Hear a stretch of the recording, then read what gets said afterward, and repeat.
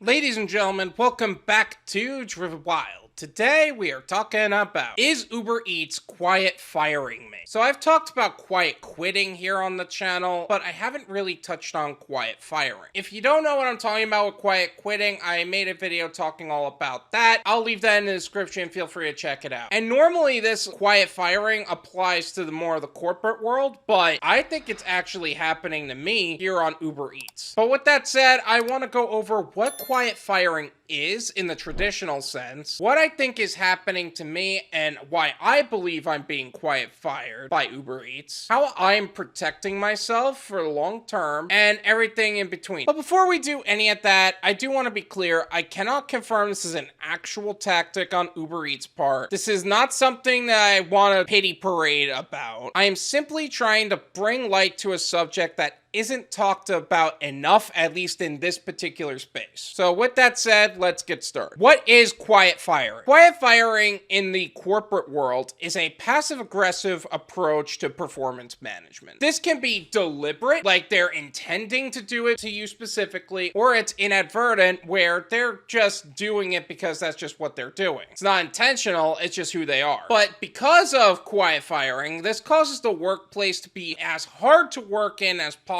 with little to no sign of changing for the better. Now, some of the signs include encouraging quitting from the management team, lacking feedback or resources from the management team, no salary increase from 1 to 2 years, which I'm pretty sure is illegal because a manual increase in pay every year is necessary on a legal standpoint. No feedback from managers. So you're not getting better, you're just doing what you're doing. The manager literally avoids engaging with you in any way, or they're looking for any and every opportunity to penalize you for something. You get singled out for hard questions during team or company meetings. Sometimes they're pointless performance reviews, sometimes they're team meetings with your department, sometimes they're company meetings overall, or they're disciplinary meetings to penalize you for things that are completely outside your control, and you're getting written up for this stuff. Not being invited to any meetings and being completely excluded from them to begin with. Getting notices and emails of poor work performance for things that, again, not in your control or totally fabricated to begin with. Your ideas are disregarded or taken by somebody else. You're either not being challenged with additional projects or opportunities to advance in the company, or you're being provided every single project or opportunity, but with no promotion in sight whatsoever. And a lot of the times they're very far outside your job description to where you shouldn't even be doing it anyway. That is the traditional quiet firing. Now, some of you might have heard all of that talk about quiet firing in the gig economy and thought, oh, this is the gig economy. That can't happen to me, right? But hear me out, because this seems to run along the same lines. Things that have been happening to me. I no longer receive push notifications from Uber Eats. Like, literally, I could be receiving an order and I wouldn't know I was receiving that order for some reason, unless I was on the screen specifically, which honestly is nuts. Like, you shouldn't be sending me orders and not letting me know I actually have them. I got 2 account notices, both of which I received for things completely outside of my control. Ghosting customers, and when I called support to request for help on the situation, they basically brushed me off and said there was nothing they could do. Also, they didn't even give me a chance to argue my side or actually provide some information on the subject. Not to mention the account notices were as vague as possible. It's this,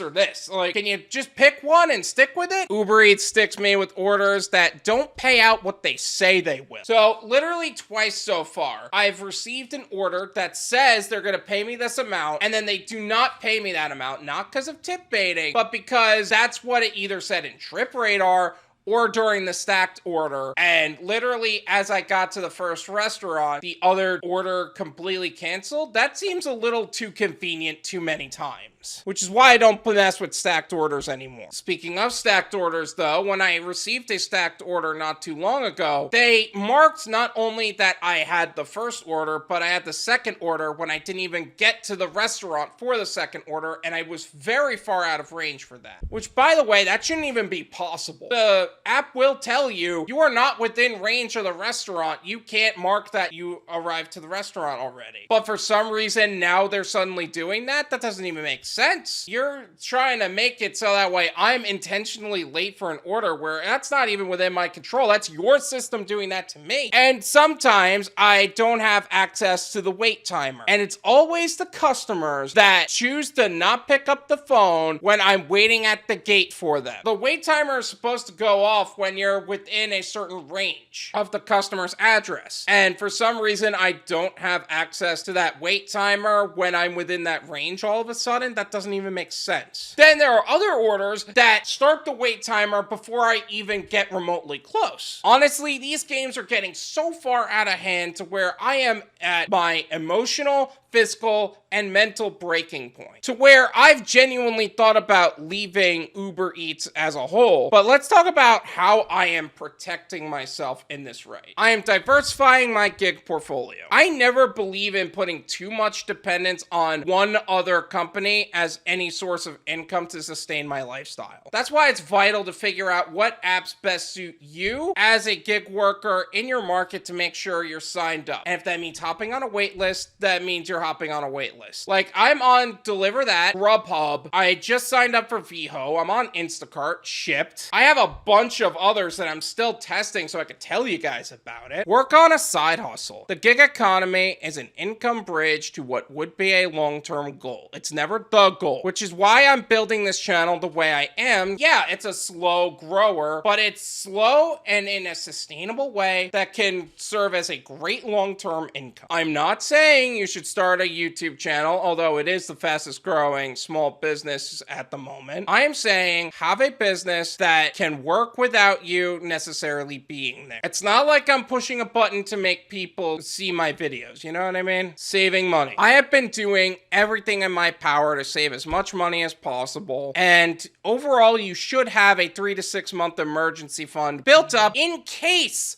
something happens, and it doesn't even have to be a deactivation. Maybe it's a health issue. Maybe you need to help a family member for a period of time. It doesn't matter. Just be ready for whatever life throws at you. Now, there is one other note I'd like to add on this subject. I already said that the gig economy is an income bridge to what would be a long-term goal and not the goal. But that's not because of the industry or the potential earnings, which can be a lot, but for the constant fear every day on the platform to potentially being your last because whatever system above is trying to deactivate you for literally no reason at all. I am good at what I do. I've seen the other gig workers in my area. I've seen their ratings be 86%, 93%. I have it pretty high in the high 90s, 97 most of the time. But that being said, they're trying to get rid of me because I'm good at what I do. That doesn't even make sense. But that being said, I'm targeted for wrongful deactivation. Oh, but you can fight a deactivation. If they want to get rid of you, they're just going to. They're not going to provide a clear reason. It's not like you could talk to a lawyer and you could fight it. Believe me, I've tried. But I'm feeling something similar to what happened to me on DD. UberEats is making similar moves, and now I need to protect myself from both of them. In fact, I'm seeing similar stories on different forums talking about how they're just randomly getting account notices and they're not even doing anything wrong. Now, this could be said about any job, any gig app, because you're putting too much dependence on a single company, which if something were to happen to that income stream, you're effed. Which is why those protections I talked about are not just good for when you're potentially being quiet fired.